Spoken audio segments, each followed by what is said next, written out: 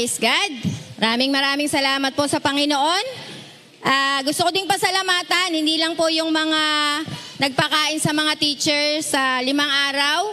Kahapon po ay may mga ilan ding mga kapatid tayo na nagbigay, nag-ambag-ambag para sa pagpapakain po sa mga bata at sa mga teachers din kahapon. Si Ate Jody Lee, salamat sa iyo. God bless. Si Ate Annette, Ate Aileen, at sa mga young pro po, salamat sa Panginoon. Palakpakan po natin sila. Sila po yung nagpakain kahapon. May pakain yung mga bata po at mga teachers. Ay, yun po ay bigay-bigayan. Kaya salamat sa Panginoon. Ang Diyos po ang magpala at magbalik sa inyo ng maraming beses. Amen. Amen. Sino po masaya sa umagang ito? Sige, tayong lahat ay tumayo. Basahin natin yung mga salita ng Diyos.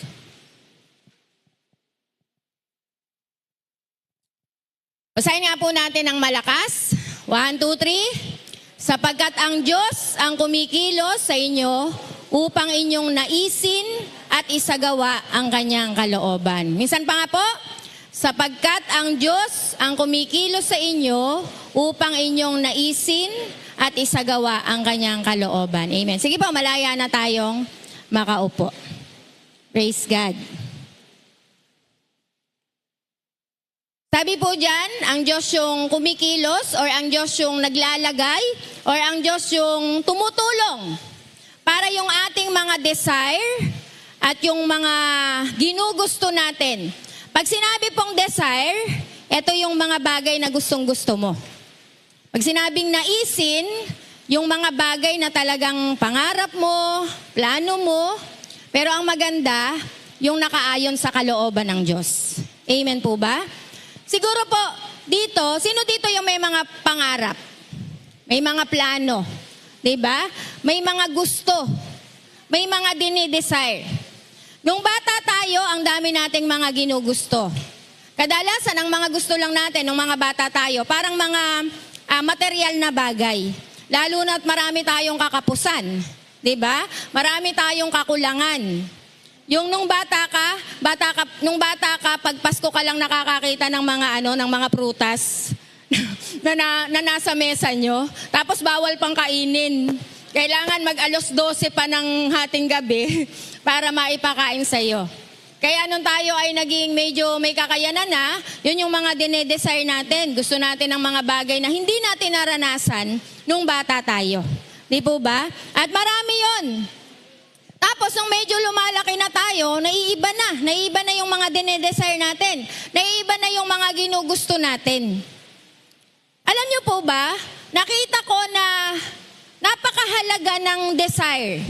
Napakahalaga na meron kang ginugusto.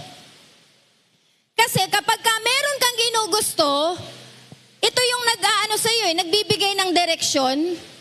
Diba? Pag meron kang pangarap, mga kabataan, pag meron kang pangarap, pag meron kang mga plano, yan yung magbibigay ng direksyon para puntahan mo yung mga ginugusto mo na yan. Mga magulang, or kahit mga young adult, young pro, meron kang pinapangarap, meron kang ginugusto, meron ka pang ang target na na edad. Kapag ka 25 na ako, dapat may sarili na akong sasakyan. Diba? Si Atong napakalakas ng loob na i-desire yung sasakyan, wala naman palang pera. Wala naman palang kapera-pera. Kaya yung stress ko lumampas sa ulo ko. Yung stress ko nung talagang gustong-gusto niyang magkaroon ng sasakyan. At andyan si Kuya BM, tinulungan niya kami. Palakpakan natin ang Diyos sa buhay niya. Tinulungan niya kami para yung desire ni Atong ay matugunan. Nakita ko na pag wala kang desire, pag wala kang pangarap, pag wala kang gusto, pag wala kang plinano, ganyan lang yung buhay mo. Meron challenge. Challenging yung meron kang ginugusto. Challenging yung meron kang pinapangarap. Kasi minsan, lampas yan sa kakayanan mo. Lampas yan sa sitwasyon mo. Halimbawa, gusto mong maging engineer, pero wala namang kakayahan yung magulang mo. Diba? Desire na desire mo yan. Pangarap na pangarap mo yan. Bata ka pa lang, gusto kong maging engineer. Pero walang kakayahan yung magulang mo, Kaya ikaw, sisikapin mo, tsatsagain mo, pag-aanuhan mo talaga, mag-e-effort ka ng todo para marating yung ginugusto mo. Pero maganda po sa umagang ito, makinig tayong lahat. Sabi po dyan, ang Diyos ay kumikilos sa inyo upang inyong naisin at isagawa ang kanyang kalooban. Meron tayong mga dinidesire. Siguro po maganda meron kang dinidesire. Kung wala ka pang dinidesire, ngayon ay magkaroon ka ng desire. Meron kang dinidesire dapat sa sarili mo. Gusto mo mas lalo kang mag-improve ka, mag-develop ka. Dapat ako, nag-church ako, dapat kahit papano bumait ako. Kasi para namang hindi ako nag-church kung hindi naman ako bumabait, kung wala namang nagbabago sa akin. Ngayon, nag-church na ako, dapat ay medyo tumalino ako. Kasi ang salita ng Diyos, nagpapatalino. Dapat po dinidesire yan. Pinapangarap, pinapanalangin. Ano pa yung desire mo para sa pamilya mo? Ano desire mo para sa pamilya mo? Itong pamilya ko, dapat ang pamilya ko ay magkaroon ng kaayusan. Ang pamilya ko, ang tahanan ko, magkaroon ng kapayapaan. Magkaroon ng kaligtasan. Dapat po, dinidesire natin yan, ginugusto natin yan. Kasi, ang Diyos ay tumutugon kung ano yung desire ng puso natin. Tumutulong yung Panginoon para makamit kung ano man po yung dinidesire natin. Kaya yung desire mo sa sarili mo, gusto kong bumait, gusto kong magbago, gusto kong mag-improve, gusto kong mag-develop, gusto kong umayos yung buhay ko, ayusin ko yung sarili ko. Nagmumula po yan sa desire. Yung desire mo para sa pamilya mo, gusto ko magkasundo kami lagi ng asawa ko, gusto ko wala ng pag-aaway, gusto ko wala ng pagtatalo. Tandaan nyo po, ang demonyo, palagi, ang mission niya, to steal, to kill, and to destroy. Hindi nagbabago yon. Consistent ang demonyo para gawin yan. Simpleng issue, simpleng bagay, maliit na bagay, nakita nyo, nagiging big deal sa pamilya. Sapagkat ang plano ng kaaway ay nakawang ka. Kasi gusto mo masaya pamilya mo. Kasi gusto mo maayos yung pamilya mo. Kaya konting bagay lang, ang kaaway, laging nagbabantay. Binabantayan tayo para guluhin, para sirain, para wasakin yung buhay natin. Pero kung meron kang desire, Lord, pinagkakatiwala ko sa iyo yung pamilya ko. Ikaw yung tumulong. Ikaw yung mag-ingat. Ikaw, Panginoon, ang gusto ko sa pamilya ko ay yung pamilya na kalugod-lugod sa iyo. Sa trabaho, sa negosyo, ano yung desire mo sa trabaho mo? Gusto ko sa trabaho ko ngayon, ma-promote na ako. Gusto ko sa negosyo ko, patuloy na umunlad. Diba? Meron tayong mga panalangin, meron tayong mga pinapangarap. Sayang naman yung araw-araw na ibinibigay ng Diyos sa atin kung ang buhay natin palagi lang ganyan. Sino naniniwala? Gusto ng Diyos na i-promote ka. Gusto ng Diyos pagandahin yung buhay mo. Araw-araw, meron tayong pagkakataon para ang Diyos ay magpatunay sa atin, magparana sa atin na meron siyang magandang gagawin sa buhay natin. Amen po ba? Kaya ihanda natin yung puso natin. Sa umagang ito, lagyan natin yan ng desire na galing sa Panginoon. Amen. Basahin natin yung aklat ng Lucas, chapter 19. Lucas 19. Yan, wala na ating mga monitor. Dito po ay makikita natin kung gaano ka-powerful at ka-strong dapat yung ating mga dinedesire. Sa aklat ng... Sige, meron ba kayong mga Bible?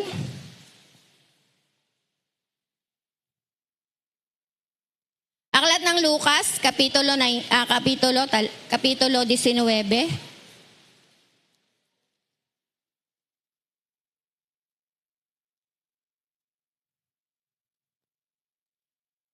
19 verse 1 to 10 ng Lucas. Sabi po dito, pumasok si Jesus sa Jericho at naglakad sa kabayanan. May isang tao roong ang pangalan ay Sakeo, isang pinuno ng mga maniningil ng buwis at napakayaman. Okay, tingnan mo nga yung katabi mo. Siyempre, hindi yan si Sakeo. Kasi napakayaman daw eh. Diba? Sabi dyan, si Sakeo ay isang tao na pinuno ng maniningil ng buwis.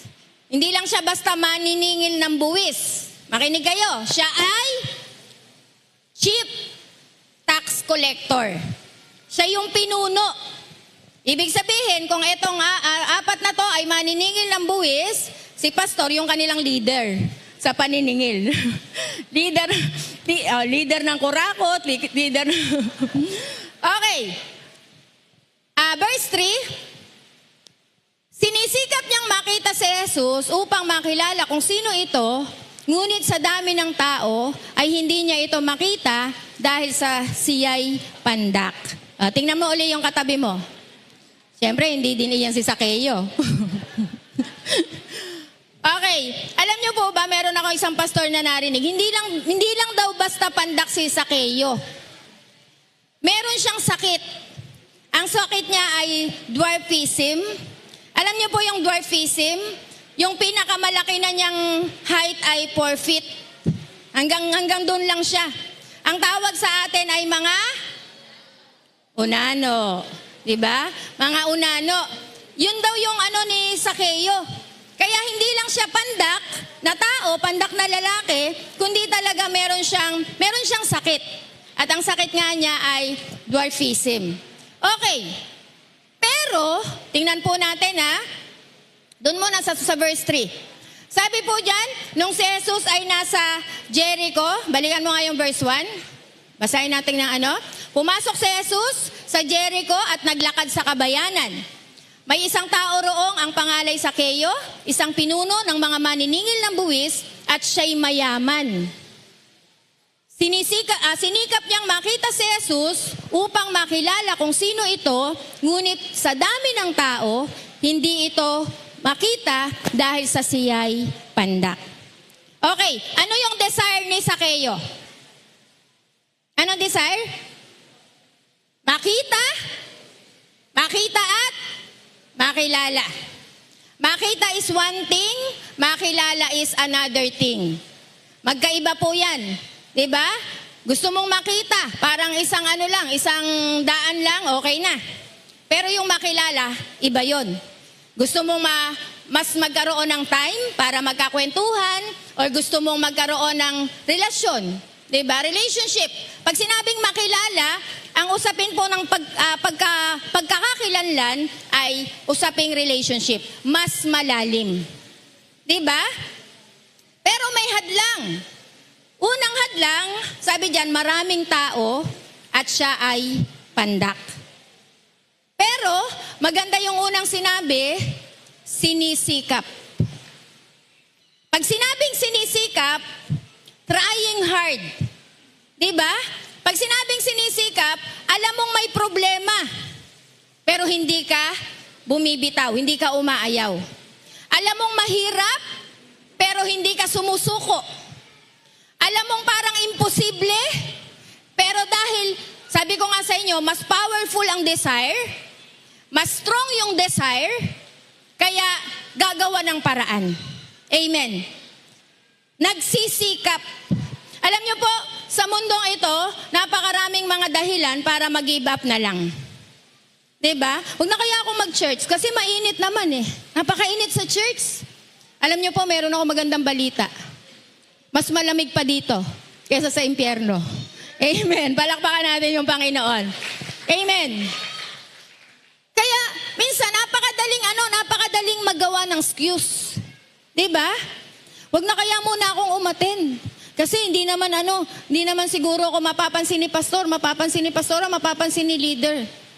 Kasi meron naman akong sakit, meron akong pinagdadaanan, meron akong problema.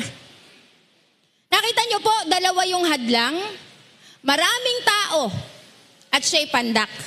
Ibig sabihin, may mga pagkakataon, ang excuse natin ay nanggagaling sa labas at pwede ring manggaling sa loob. Amen. Diba? Halimbawa, ayokong umattend dun sa church na yun. Yung mga tao doon hindi naman namamansin. Sinabi na nga ni Pastor magkamayan, parang nilalampasan ako, parang hindi ako pinapansin. Di ba? Ang issue mo nasa labas. O kaya naman, pwedeng nasa loob, mahiyain ka, di ba? O kaya naman, marami kang issue sa buhay at ang akala mo ay ikaw na lang lagi. Di ako masyadong doon, di ako masyadong importante doon sa church na yon. Hindi po. Una, dito, ang Diyos yung ating pinupuntahan. Amen. At lahat tayo nangangailangan sa Panginoon. Amen po ba? Kaya, sinisikap. Gaano ba tayo talaga trying hard, nagsisikap para dun sa desire natin? Sabi ko nga po, maraming mga bagay na mas madaling gawin kesa gawin yung dinedesire mo. Diba? Mga kabataan ngayon, parang mas madaling tumambay kaysa mag-aral. Tama ba? Mas madaling tumambay kaysa mag-aral. Pero gusto kong buksan yung kamalayan nyo, mga kabataan, tingin kayo dito. Ang buhay ay merong season, merong stage. Diba? Merong season na learning at merong season ng earning. At may season ng marrying, pag-aasawa. Nakita ko at naobserbahan ko, pag dumating ka sa season ng earning, makinig kayo nag-aaral ka o hindi, kailangan mong magtrabaho. Nag-aral ka o hindi, magtatrabaho ka. Nakatapos ka o hindi, magtatrabaho ka. Nakita nyo? Dito sa lugar natin, pauwi po sa amin sa Dampol, napakaraming pabrika, napakaraming kumpanya. At maraming nagtatrabaho doon. Pero hindi lahat ay nasa magandang posisyon. Hindi lahat nasa magandang kalagayan. Yung iba, nasa aircon, nasa opisina, at yung iba naman, nandun sa medyo mainit, at doon sa mga, sa production, kung saan lang naabot ng kanilang level ng pag-aaral. Kaya mga kabataan, kung kayo'y pinag-aaral, mag-aaral kayo. Kasi sa ayaw at sa gusto nyo, magtatrabaho kayo. Ang sarap ng magtrabaho na nandun ka sa malamig, komportable ka. Amen. O gusto nyo yung naghahalo kayo ng semento, nag-aano kayo ng, hindi ko sinasabing masama yun. Pero kung nagkaroon kayo ng pagkakataong makapag-aral at pinag-aaral naman kayo, edi ikaw ay utos ka na lang ng utos kasi ikaw yung engineer, kasi ikaw yung mas mataas yung pinag-aralan. Diba? Sa mundong ito, pagka ikaw ay nagsikap ngayon, meron kang magandang buhay bukas. Tama ba? Kaya nga sabi ko, may mga pagkakataong mas madaling tumambay kaysa mag-aral sa ngayon. Pero sa mga susunod na araw, yung mga nakatambay, tambay pa rin, ikaw maganda na buhay kasi nag-aaral ka. Amen. Kaya napakaganda, yung meron kang desire, meron kang pagsisikap, meron ka talagang sinisikap mo, ginagawa mo, yung pinakamaina mo, pinakamabuti mo, para maranasan yung anumang buhay na pinapangarap mo. Amen. Sabi diyan, si Zaccheo, sinisikap niyang makita si Jesus, makilala, pero hindi mangyari dahil siya daming tao at siya ay pandak. Verse 4. Kaya't patakbo siyang nauna sa daanan ni Jesus at umakyat sa isang puno ng sikomoro. Okay, ano po yung hadlang? Mga tao at yung sarili niya. Pero dahil powerful nga yung desire niya, strong nga yung desire niya, alam mo yon, minsan may desire ka nga pero ang daling mawala, ang daling mamatay. Gusto ko talagang mag-church Kaya lang, wala pala akong pamasahe. Di na lang ako mag-church. Gusto ko sanang mag-church, kaya lang, meron akong mga bata na makukulit. Dito na lang ako sa bahay.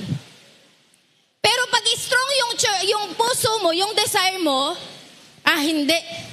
Mag-church pa rin ako. Kahit nakasama ko yung anak ko na medyo malikot, medyo makulit, mag-church pa rin ako. Kahit wala akong pamasahe, makapangutang sa kapitbahay ko para makapag-church pa rin ako. Yun po yung strong yung desire. Dahil si Zaccheo, sabi po dyan, patakbo siyang nauna sa dadaanan ni Jesus at umakyat sa isang puno ng sycamore. Merong mga tao na may desire, pero sabi ko nga, ang daling ma-discourage. Hindi ba pwede? O sige, wag na lang. Diba? Ganun na lang yung kaisipan. Merong mga taong ganun Hindi pa nga nangyayari, nasa isip na yung i-excuse. Merong ang galing sa ganun. Sige, susunod ako. Pero, ang ano niya talaga, ang plano niya talaga, gumawa ng excuse para hindi na lang makasunod. Para hindi na lang makapunta. Pero, gusto ko pong maintindihan natin sa umagang ito. Pag meron kang desire, siguro matagal ng plano ni Zaccheo, pangarap ni Zaccheo, na ma-encounter yung Panginoong Jesus. Naririnig-rinig niya yung tungkol sa Panginoong Jesus, mga bagay tungkol kay Jesus, kaya nag-desire siya. Ay, gusto ko makita yung Jesus na yan. Yung Jesus pala na yan, nagpapatawad kahit anong uri ng kasalanan. Yang Jesus pala na yan, hindi niya hinahatulan kahit namumuhay ka sa kasamaan. Yang Jesus pala na yan, naaabot ng puso niya, ng kahabagan niya, ng pagmamahal niya, kahit gaano ka karumi. Kaya gusto ko makilala yung Jesus na yan. Kaya, malayo pa lang, padaan pa lang si Jesus, alam niya yung dadaanan ni Jesus, tumakbo siyang nauna at umakyat sa puno ng sycamore. At ano yung sumunod na nangyari? Verse 5, pagtapat ni Jesus sa lugar na iyon, tumingala siya kay Zaccheo at sinabi, Zaccheo, bumaba ka agad sapagkat kailangan kong tumuloy ngayon sa iyong bahay. Tingnan niyo po ang Diyos. Tingnan niyo yung Panginoon. Napakagaling ni Jesus. Napakaganda ng puso ng Panginoon. Bakit? Alam na alam niya yung desire ni Zaccheo. Ano desire ni Zaccheo? Gustong makita, gustong makilala yung Panginoong Jesus. Pero si Jesus, grabe. Pagdaan sa puno ng sycamore, tumingala pa siya at tinawag yung pangalan ni Zaccheo. Sabi sa Isaiah 43 verse 1, ano ba nangyayari sa ating Sabi po sa Isaiah 43 verse 1,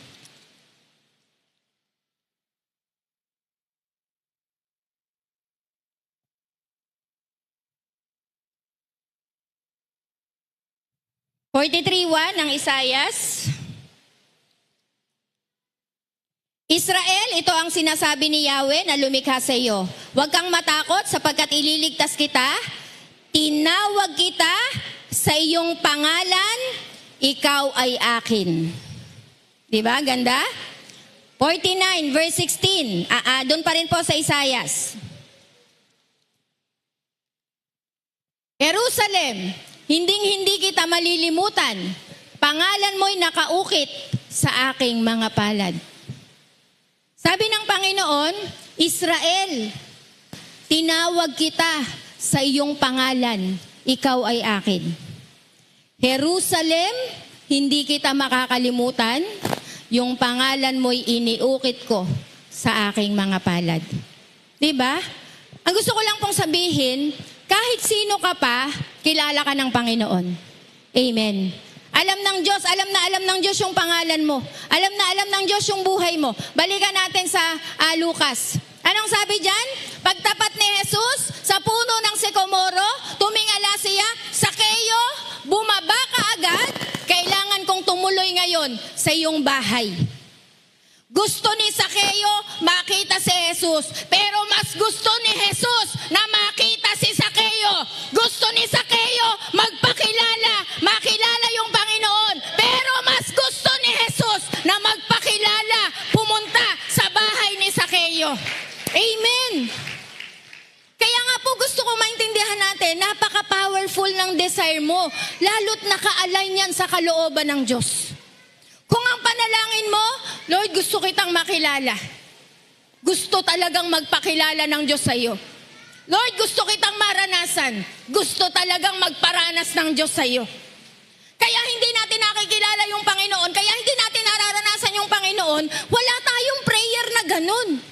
Wala tayong desire na ganun. Basta ako umaaten, basta ako nagsisimba. Kaya nga po lagi ko sinasabi, nagiging religious na lang tayo. Nagsisimba ako kasi linggo ngayon. Nasa church ako kasi ito yung lugar na dapat ay nandito ako kasi Sunday ngayon. Pero alam niyo po ba, ang Panginoon, nakita niyo napaka-mutual ng puso ni Sakeo at ng Panginoong Jesus. Gusto ni Sakeo makita si Jesus, gusto rin ni Jesus na makita si Sakeo. Gusto ni Sakeo makilala yung Panginoon, gusto lalo ng Panginoon na magpakilala kay Sakeo. Amen po ba? At ano yung nangyari? Verse 6. Sabi sa verse 6, nagmamadaling bumaba si Sakeo at tuwang-tuwang tinanggap sa kanyang bahay. Verse 7. Lahat ng nakakita nito ay nagbulong-bulungan. Nakikituloy siya sa isang makasalanan, sabi nila. Okay, tingnan nyo po, ayan na, lumitaw na yung issue ng mga tao, ng mga kapitbahay. Diba? Sabi ng Panginoon, Sakeo, bumaba ka dyan. Pupunta ako sa bahay mo ngayon. Ngayon na. Anong sabi ni Sakeo? Anong ginawa ni Sakeo? Verse 6. Nagmamadaling bumaba si Sakeo at tuwang-tuwang tinanggap si Jesus sa kanyang bahay. Amen. Sino dito na ngayon gusto mong papuntahin sa bahay mo si Jesus? Teka muna. Teka muna, Panginoon, huwag ka munang pumunta sa bahay ko. Marami nga pala akong ninakaw. Naku, nakatago sa ilalim ng kama ko. Huwag ka munang pumunta sa bahay namin. Teka muna, Lord. Maglilinis muna ako ng bahay ko. Kasi magulo yung bahay ko. Maraming mga nakatago na kung ano-anong mga bagay. Teka muna, Panginoon. Wait lang, huwag ka munang pupunta. Wait muna, meron lang akong mga itatago na hindi makakatuwa sa iyo, na hindi ka matutuwa. Ready ba yung bahay natin? Ready ba yung buhay natin na kung gugustuhin ng Panginoong Jesus na pumunta sa bahay natin, ay pupunta tayo. Papupuntahin natin. Iwe-welcome natin. Kagaya ni Sakeo, sabi diyan, nagmamadali, excited. Excited na bumaba at gustong-gusto, tuwang-tuwa, natanggapin yung Panginoong Jesus sa bahay niya. Merong mga mananampalataya, hindi mapapunta, kahit nga si pastor hindi mapapunta. Bakit kaya? Diba? Merong mga tinatago sa bahay o may mga tinatago sa buhay na hindi ma-welcome yung Panginoon. Diba? Alam niyo po ba bakit kaya gusto ng Diyos na pumunta sa bahay natin? Hindi lang sa buhay natin. Si Jesus, alam niyo ba si Jesus nagse-cell group? Si Jesus ay nagse-cell group. Basahin niyo sa Lucas chapter 10. Sabi doon, pumunta siya sa bahay ng 3 magkakapatid, si Maria, si Marta, at si Lazaro. Nangaral siya. Sabi doon, sabi sa Mateo, si Jesus ay nagpupunta sa mga bahay-bahay. Diba? Nagpupunta sa mga bahay-bahay. Pumapasok, meron siyang mga kaibigan na binabahagi na niya ng mabuting balita ng kaharian ng Diyos. Ibig sabihin, si Jesus talaga, meron siyang intensyon na pumunta sa bahay, na pumasok sa mga bahay natin. Amen. Kaya lang, may mga tao nga ayaw papasukin si Jesus. Kasi may sikreto. Tanungin mo nga yung katabi mo, anong sikreto mo? Diba? Anong sikreto mo? Bakit may mga pagkakataon, meron tayong mga dahilan, matitinding dahilan, ba't hindi natin mapapasok yung Panginoon sa bahay natin? Sabi ni si Sakeo, kakaiba siya. Tuwang-tuwa siya na bumaba at tinanggap sa kanyang bahay yung Panginoong Jesus. Amen. Verse 7, sabi diyan, lahat ng nakakita sa kanya ay nagbulong-bulungan. Si Sakeo, tuwang-tuwa, pero yung mga tao malungkot. Hindi natutuwa, hindi masaya. Nagbulong-bulungan. Alam niyo yon, yung mga kapitbahay nating mga marites? Grabe naman yung na yan. Bakit dyan pa pumupunta sa bahay na yan? Makasalanan yan. Magulo buhay niyan. Walang ginawa yung mag-asawa na yan, kundi mag-away. Diba? Doon naglalabasan yung mga issue. Pero, ito po maganda. Nagkaroon ng shifting. Verse 8. Tumayo si Zakeo at sinabi niya kay Jesus, Panginoon, ipamimigay ko po sa mga may hirap ang kalahati ng aking kayamanan, at kung ako may nadayang sino man, isosoli ko ito sa kanya ng 4 beses. Tingnan niyo po. Nung ang Panginoong Jesus ay pumasok sa bahay ni Zakeo, may shifting agad. May mga pagbabago agad. Teka muna. Nag-preach ba yung Panginoon tungkol sa pagnanakaw? Nag-preach ba yung Panginoon tungkol sa maling ginagawa ni Zakeo bilang isang chief tax collector? Hindi. Ito po maganda sa Lord. Presensya pa lang ng Panginoon, nagkakaroon na ng conviction sa puso. Amen. Kaya napakahalaga na ang Panginoong Jesus ay wini-welcome natin sa ating buhay, sa ating tahanan, sa ating pamilya. Hindi kailangang sermonan ka. Hindi kailangang pagsabihan ka, Oy Zakeo, napakadami mong ninakaw. Ibalik mo yan.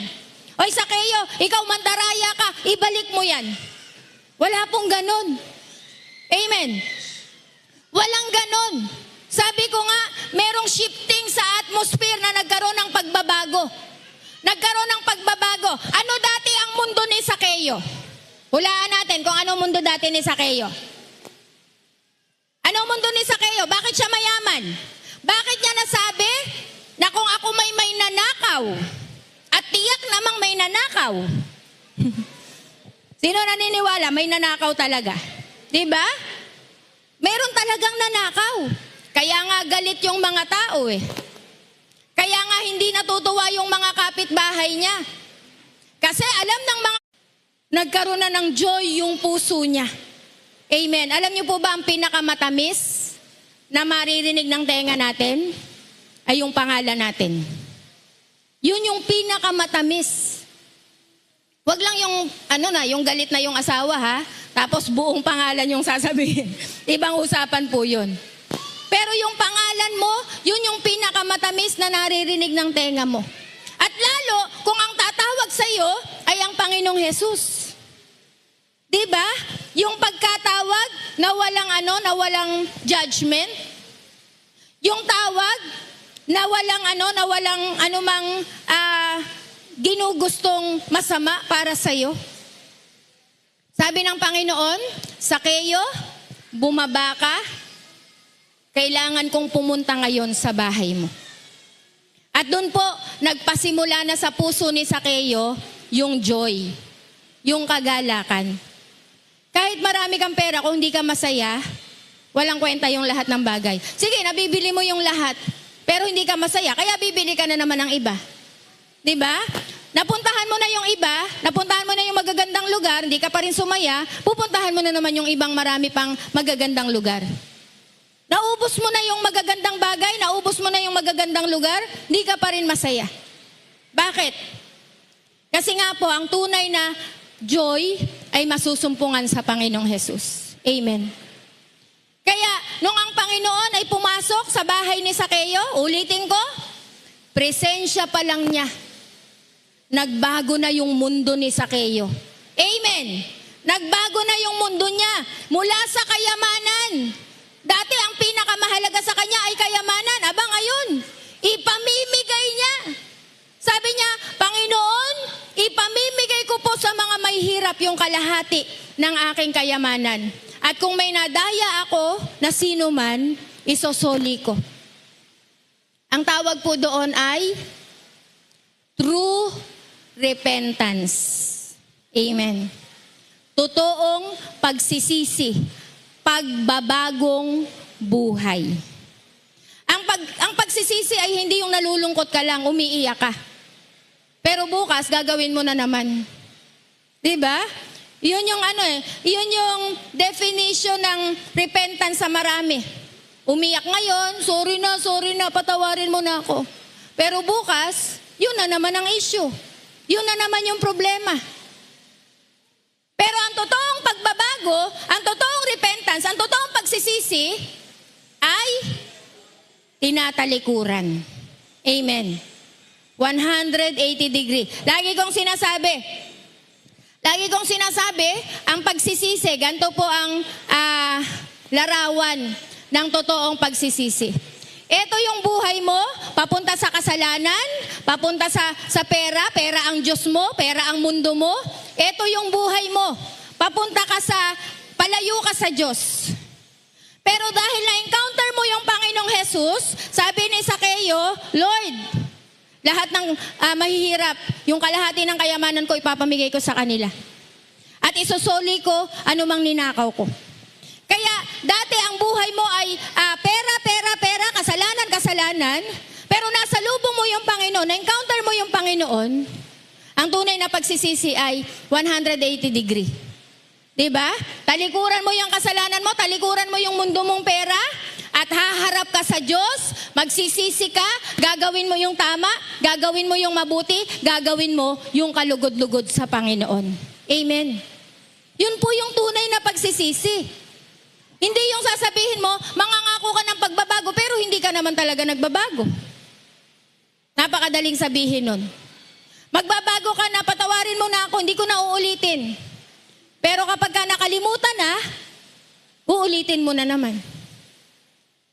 Kaya ano yung nangyayari? Ano yung problema palagi ng mag-asawa o problema palagi ng tao? Paulit-ulit lang. Kasi hindi totoo yung repentance. Hindi totoo yung pagbabago. Hindi sapat ang sorry. Kung kaya mong ibalik mo. Amen. Naintindihan niyo po ba? Naintindihan niyo po? Hindi sapat yung mag-sorry ka. Sorry na, nasira ko yung yung gamit mo. Kung kaya mong bayaran at ibalik mo. Tandaan niyo po, hindi sapat yung sorry. Mababasa niyo yan sa Leviticus chapter 6 yata. Sinabi doon, pag meron kang ninakaw, pag meron kang dinaya, ibalik mo. Parang 5 times pa nga o 5% pa yung sinasabi. Kaya napakahalaga ng presensya ng Panginoon. Walang sinabi ang Panginoong Jesus kay Zaccheo, Zaccheo, nakita ko yung kayamanan mo, napakadami ha. Hatiin mo yan, ibigay mo sa mga mahihirap. Walang ganun. Kaya nga napakahalaga po ng presensya ng Diyos sa tahanan natin. Napakahalaga, makinig kayo, sa mga mag-aasawa, napakahalaga ng presensya ng Diyos sa pamilya natin. Sa tahanan natin. Ang demonyo, araw-araw, busy yan sa panggugulo sa inyo, sa atin. Diba? Araw-araw, ang demonyo, busy yan. Paano tayo lilituhin? Paano tayo guguluhin? Paano tayo sisirain? Paano tayo wawasakin? Pero ang maganda, yung presensya ng Diyos, siya yung magsasaayos. Amen. Kung maayos yung puso ng tatay, kung maayos yung puso ng nanay, kung maayos yung isip, di ba? Kung matino yung pag-iisip ng mga magulang, ano mangyayari sa mga anak? Di ba? Ano mangyayari sa mga anak? Mga magulang, alam niyo po bang napakatindi ng modelo natin, ng pagmomodel natin? 80% lalo na sa mga tatay. 80%. Pag ang tatay, nakita niya na nag-church, pag yung mga tatay ay nag-church, yung mga anak, gustong mag-church. Amen. Gustong sumunod. Grabe, sa mga nanay, 20% lang Pero yung mga nanay, yung mga religious, mga spiritual, yung mga nanay, yung mahilig sa Diyos. Diba? Pero kanina nagbibilang ako ng mga tatay. Sabi ko madami na din palang mga tatay. Palakpakan natin ang Diyos sa buhay ng mga tatay ngayon. Amen. Bilang mga tatay, Kasi si Sakeo, kahit na meron siyang sakit, pandak siya, pero siya pa rin yung leader. Siya pa rin yung tatay. At kung siya'y nagbagong loob, nagbagong isip, nagbagong puso, nagbagong desire, siguro ang unang natutuwa sa kanya ay yung mga anak niya. 'Di ba? Kababasa ko lang kanina, sabi dito sa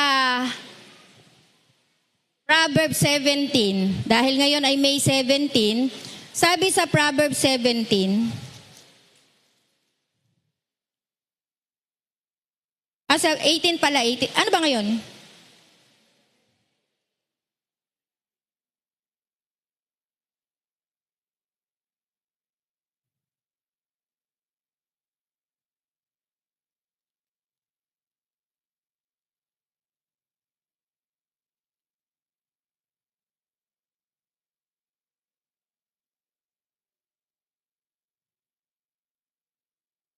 Sabi dito sa 17 verse 6 ng Kawikaan,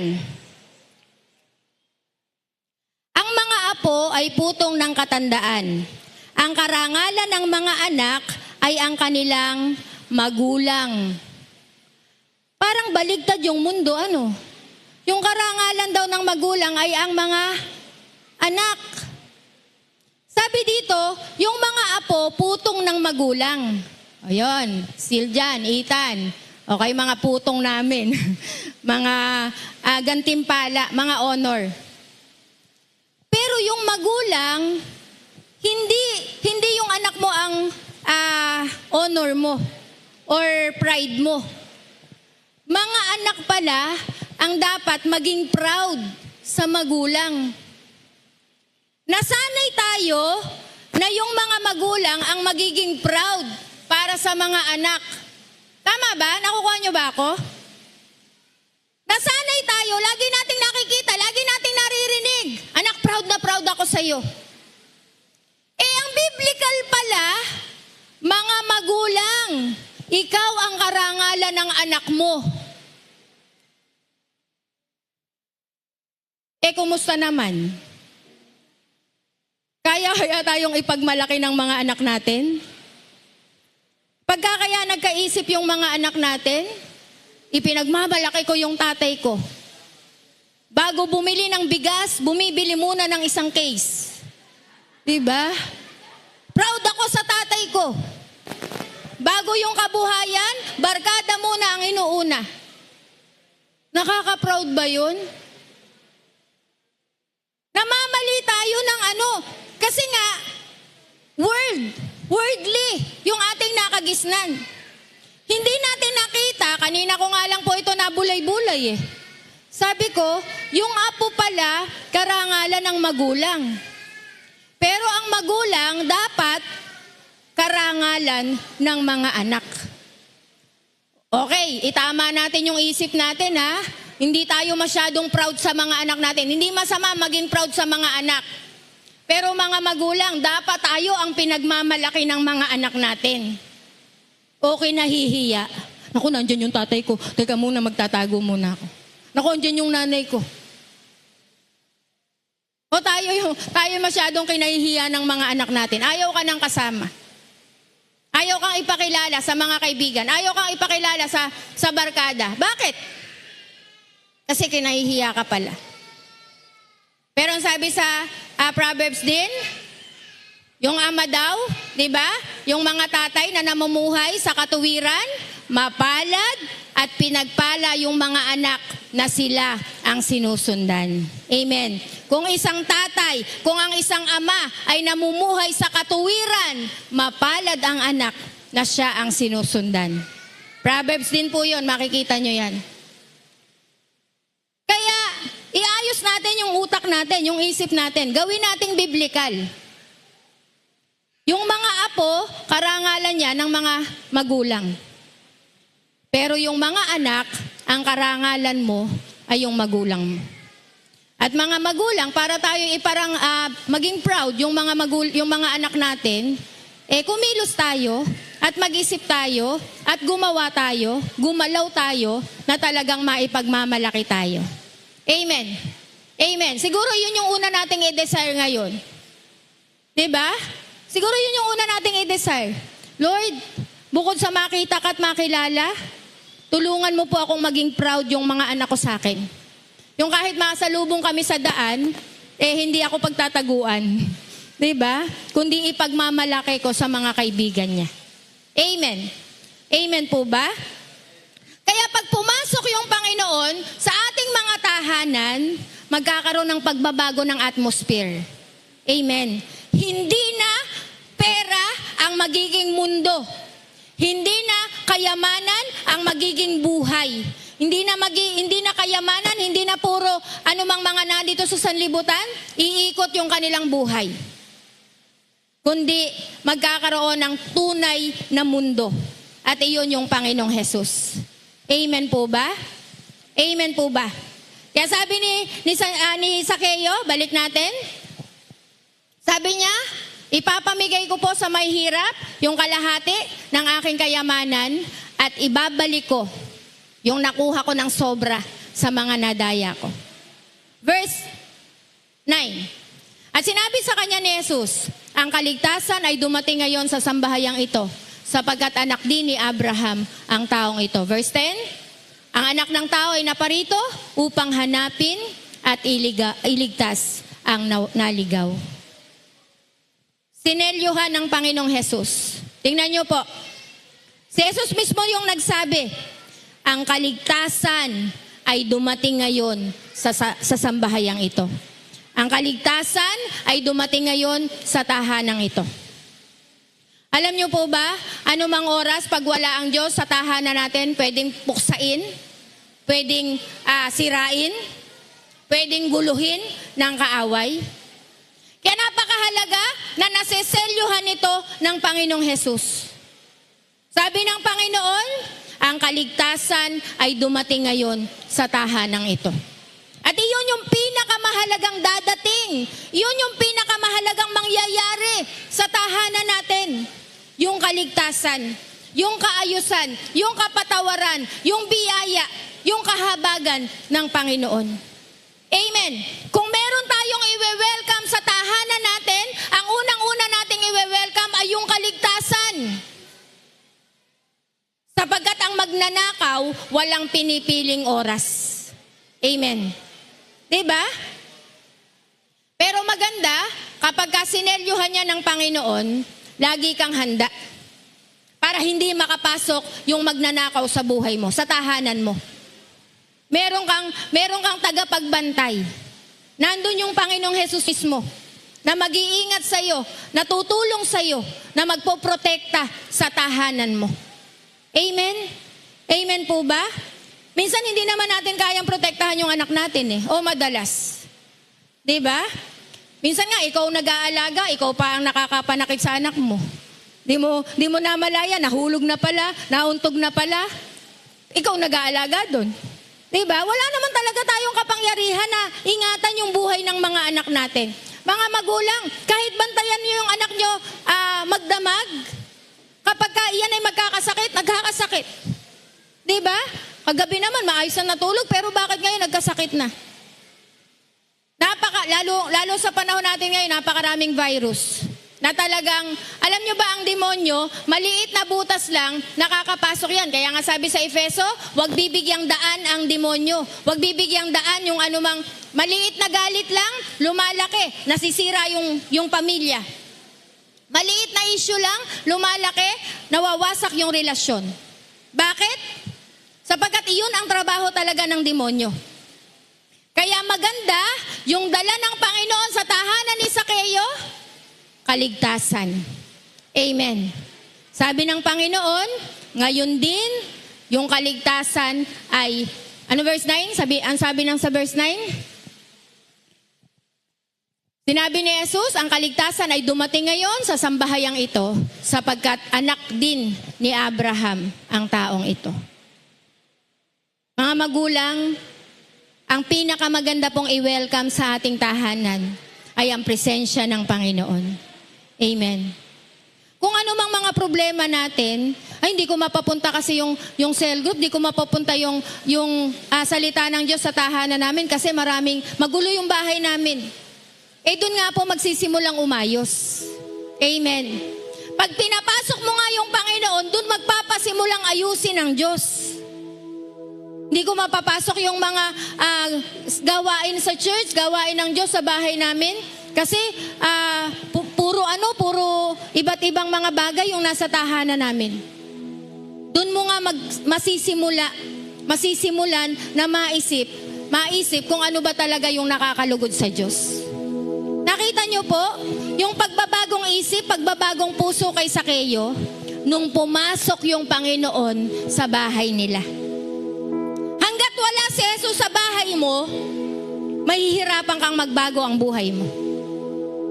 Hanggat hindi pumapasok si Jesus sa tahanan mo, kahit anong pagsisikap mo na ayusin, nagpapakabait ka bilang tatay, pero pag hindi ka sinamahan ng Panginoon, mabibigo ka. Kahit anong pagsisikap natin, tandaan niyo po, presensya ni Jesus ang nagbabagong puso, nagbabagong desire, nagbabago ng buhay. Si Jesus lang at wala nang iba. Kaya i-welcome mo yung Panginoon sa bahay mo. Kung ang desire mo, Lord, gusto kitang makita, gusto kitang maranasan, ang sagot ng Panginoong Jesus sa iyo ngayon, gusto kong pumunta sa bahay mo. Ngayon, gusto kong sumama sa iyo. Kaya wag niyong iiwan yung Panginoong Jesus sa church. Yung iba pag nasa church lang Kristiyano. Pero pagdating sa church, Lunes hanggang Sabado, kung sino-sino na ang Diyos mo. Wala kang pakialam kung natutuwa ba ang Panginoon sa sinasabi mo o sa ginagawa mo. Gusto ng Diyos pumunta sa bahay natin. Huwag niyong iiwan si Jesus dito sa church. Gusto niyang sumama sa atin. Kaya magiging aware ka, Lord, meron akong nanakaw. Ibabalik ko na sa kapitbahay ko. Hiniram ko lang to, hindi ko na sinuli. Pinag-interesan ko na. Diba? Pero ibabalik ko na, Panginoon. Magiging aware ka, diba? Pagka meron tayong nakikitang authority. May pulis sa daan. May manghuhuli. Diba, aware ka? Wala akong helmet, kaya ako'y liliko sa mga looban. Pag may authority, behave ang tao. Tama ba? Sabi ng Bible, sa pinakahuling verse ng Judges, ito po ang pinakamalungkot na verse. Sa Judges, mga hukom. May verse pa lang mga hukom may aklat pa lang mga hukom. Mga hukom, 21:25. Nang panahong iyon ay wala pang hari sa Israel. Ginagawa ng bawat isa ang lahat ng kanilang magustuhan. Okay, makinig kayo. Madali na lang po tayo. Sabi doon sa verse 25 ng 21 ng Judges, noong panahong iyon, walang hari sa Israel. Ginagawa nila anumang bagay na gustuhin nila. Ang pinakamalungkot sa buhay ay yung wala kang authority. Pag ang bata walang magulang, wala siyang authority. Walang authority sa kanya. Walang nagsasabi, masama yan, hindi tama yan, hindi dapat ginagawa yan. Walang values yung mga bata, di ba? Pag ang bata lumaki sa kalsada, kalye na yung nagpalaki. Walang values, walang nagtuturo sa kanya. Kaya ginagawa niya kung ano mang gusto niyang gawin. Gusto kong mag-pisonet maghapon, gusto kong laro sa computer shop maghapon, wala akong authority, yun yung gagawin ko. Pag walang authority, gagawin mo kung anong gusto mo. Pero pag may authority, behave ka. Kaya pag si Jesus ay pumasok sa tahanan natin, gusto ko pong maintindihan natin, hindi na natin pwedeng gawin kung ano mang gusto natin gawin. Bakit ba gusto ko ito, dito ako masaya? Hindi yun goal ng buhay. Yung iba, ang akala nila, ang goal ng buhay ay magpakasaya. Yun ba ang goal ng buhay? Hindi po. Ang goal ng buhay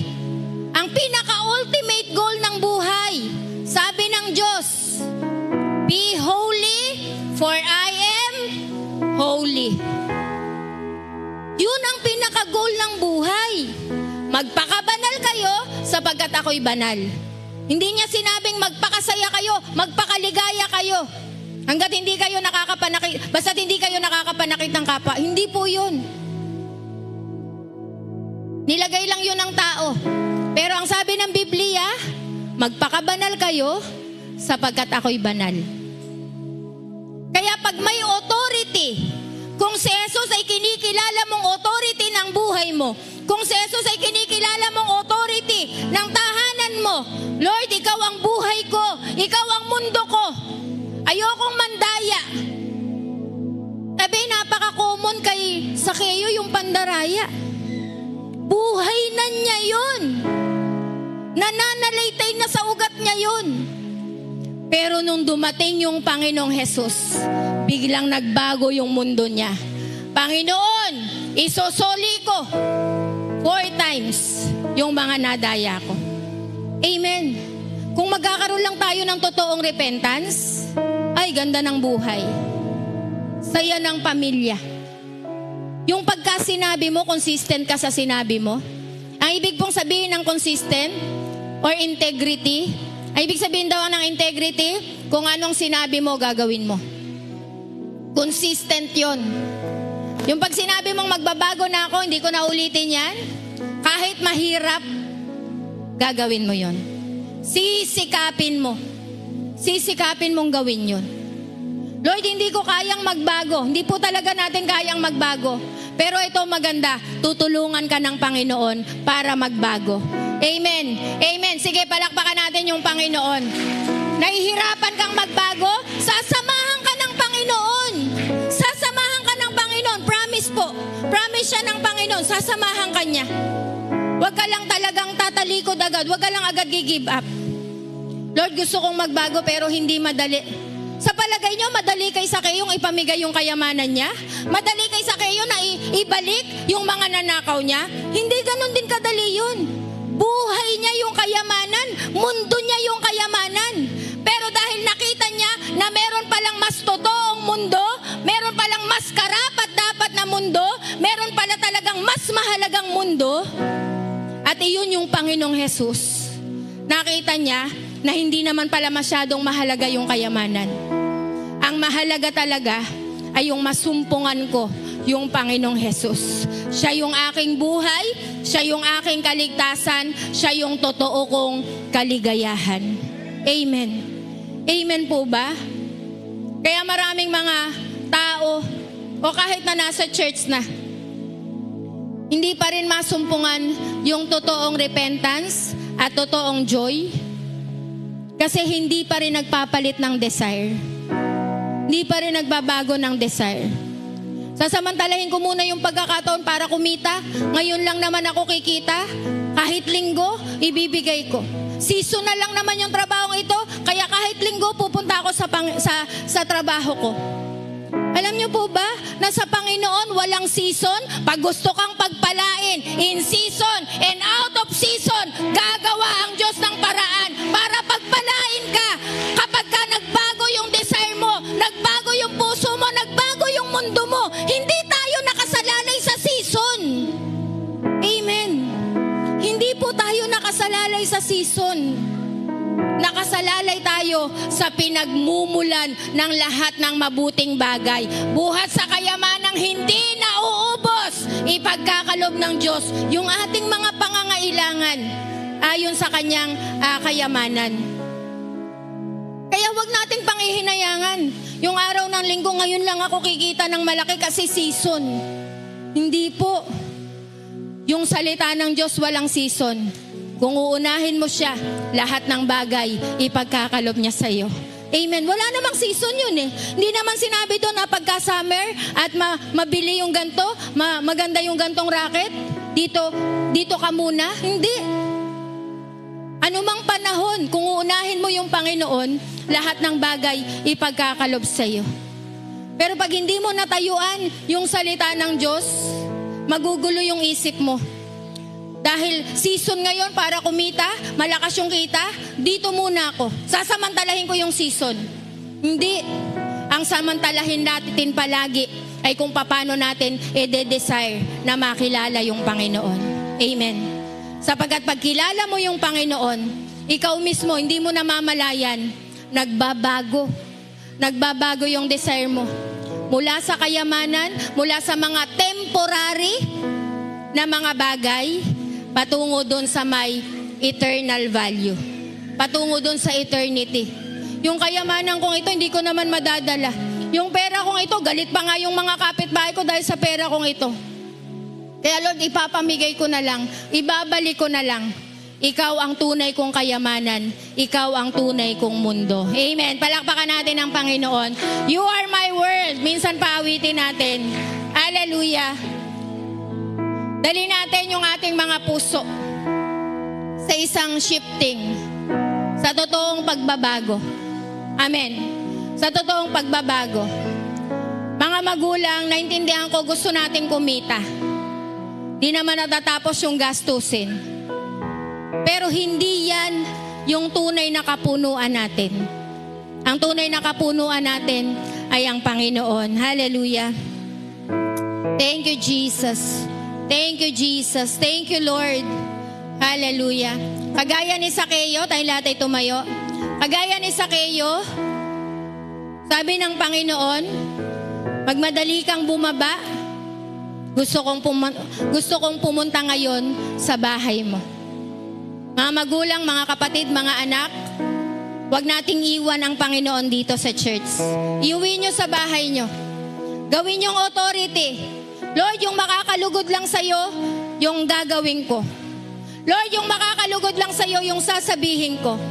Lord, yung makakalugod lang sa'yo. Magiging aware ka pag nandun yung Panginoon. Amen. At hindi siya Diyos-Diyosan, ha? Hindi siya ribulto. Nasabi ng Biblia, may mata pero hindi nakakakita. May bibig, hindi nakakasalita. May tenga, hindi nakakarinig. Si Jesus nakakakita. Nakikita niya, pati puso natin, pati isip natin. Naririnig niya, kahit hindi mo pa sinasabi. Kaya nga si Sakeo, hindi naman narinig ni Jesus na gusto siyang makita ni Sakeo at makilala.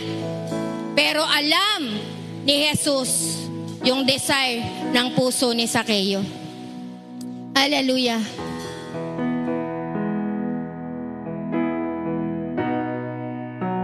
Yes, Jesus, you are my world, you are my God.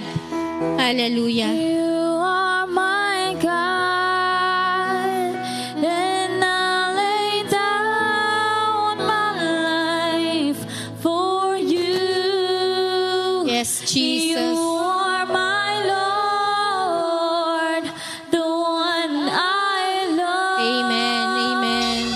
No one could ever take your place. Sige, sabihin natin sa Panginoon, you are my world. You are my world. Yes, Jesus. You are my God, and I lay down my life for you. You are my Lord, the one I love. No one could ever take your place. You Yes, are Jesus. Hallelujah. Sige, sabihin mo sa Panginoon, you are my world. You are my God, Jesus. Yes, oh God. Hallelujah. Amen, amen. You are my Lord, the one I love. No one could ever take your place. You are my world. Gawin natin tong panalangin sa Panginoon. Hallelujah. Napakarami nating hinahabol sa mundong ito. Gusto kong sabihin, kahit kailan hindi mo yan aabutan. For you. Pero ang Diyos, pag dinesire mo, You are pag gusto mong makilala yung Panginoon, gusto din niyang magpakilala sa iyo. Gusto din niyang magparanas sa iyo. No one could Yes, Jesus. ever take Hallelujah. your place. Mga tatay, pwede bang kayo lang yung umawit? You are my world. Yes, Jesus. Hallelujah. Yes, Lord, i-bless mo yung puso ng mga tatay, Panginoon, na nagde-desire para sa iyo, God. Hallelujah. Yes, Jesus. Thank you, Jesus. Yes, Lord. Hallelujah. Bless mo, Panginoon, yung puso at buhay ng mga tatay. Mga nanay, kayo lang. You are my Yes, Lord. Ikaw yung mundo namin, Panginoon. You are At kung ikaw yung magiging mundo namin, di kami masasaktan. Di kami mahihirapan. Di kami mapapagod. Hallelujah. Yes, Jesus. Yes, Jesus. You are my word, oh God. You are my God. You are my Lord. Thank you, Jesus. Thank you, Jesus. Thank you, Jesus. Thank you, Jesus. Yes, Lord. Mga anak, pwede nyo bang sabihin, you are my word. You are my God. Hallelujah. Yes, God. Yes, Jesus. Hallelujah.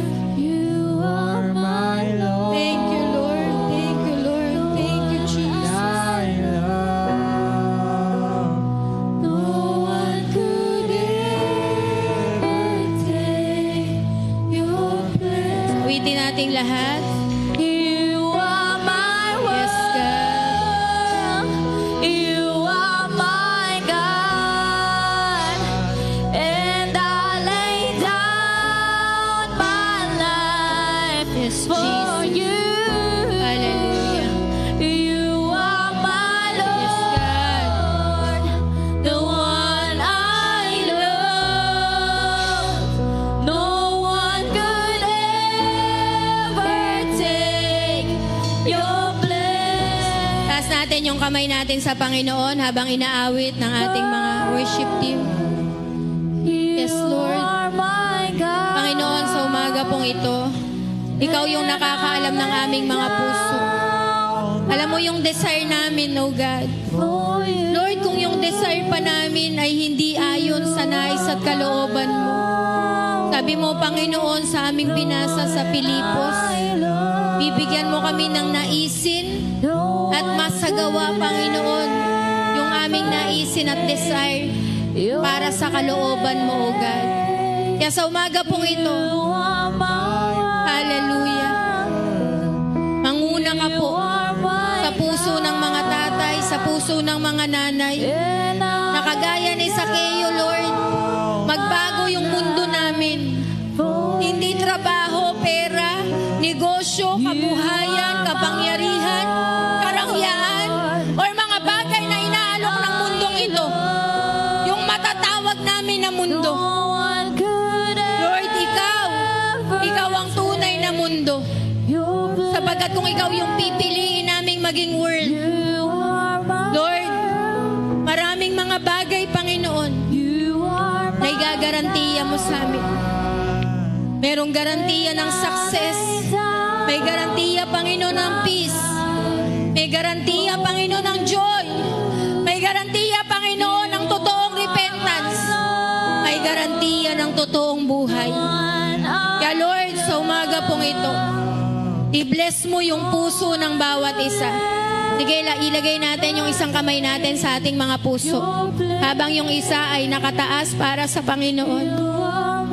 Change our hearts, O God. Change our hearts, O Lord. Anumang mga bagay, Panginoon, na nasa puso namin, dinedesire namin na hindi naaayon sa iyong kalooban, ibinababa namin sa iyong paanan. At kagaya ni Zaccheo, Lord, selyuhan mo po ito ng kaligtasan, ng kalayaan, ng kapayapaan. Selyuhan mo ito ng katiyakan. Selyuhan mo ito, Panginoon, ng totoong buhay. Buhay na ganap, buhay na kasiyasiya, buhay na naaayon sa iyong nais at kalooban. Panginoon, alam mo po yung puso ng bawat tatay, nanay at mga anak na narito. Bigyan mo kami ng kamalayan, kalakasan. Bigyan mo kami, Panginoon, ng inspirasyon, motivation, Holy Spirit. Maging aware kami palagi sa mga sinasabi namin, sa mga ginagawa namin. Nais ka naming i-welcome sa aming mga tahanan. Di ka namin iiwan dito sa church. Iuwi ka namin sa aming tahanan. Sapagkat pagka ikaw ay nasa tahanan namin, ang totoong buhay ay mararanasan namin. Ang kaligtasan, ang kapayapaan, ang pagpabagong buhay, masarap na tulog, masarap na pagsasama, masayang relasyon ng pamilya. Lord, ito yung inauwi namin. Kung kasama ka naming mauwi sa aming mga tahanan. At ito, Panginoon, ay hindi kayang bilhin ng gaano man karaming kayamanan, gaano man karaming pera. Panginoon, ikaw yung tunay naming kasapatan. Ikaw yung tunay naming kapunuan at tunay naming kaligayahan. Kaya Lord, ini-welcome ka po namin sa aming mga bahay. Bilang mga tatay, magiging leader kami spiritual. Magiging leader kami, Panginoon, ng aming pamilya. Ay lagi naming ililid para sa iyo, Panginoon. May-enjoy namin ang buhay namin. May-enjoy namin kahit maliit yung kinikita namin. May-enjoy namin, Panginoon, kahit mahirap yung buhay. May mga pagkakataong kulang. May mga pagkakataon, Panginoon, na hindi sapat yung aming nagiging sweldo or blessing. Pero dahil ikaw, Panginoon, yung aming kasama, Lord, naitatawid mo kami, Panginoon, kahit sa kagipitan. Kaya Lord, hayaan mo po, ikaw yung maging mundo namin. Ikaw yung maging buhay namin. Sapagkat hindi mo kami ipapahamak. Walang kapahamakan sa iyo kundi kaligtasan. Walang kabiguan sa iyo kundi tagumpay.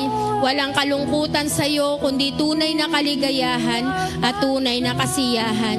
Lord, maraming pong salamat. Naniniwala kami, Panginoon, na patuloy kang gagawa sa buhay ng mga anak mo na nagde-desire. You are my word. You are my God. Hallelujah. Yes, Jesus.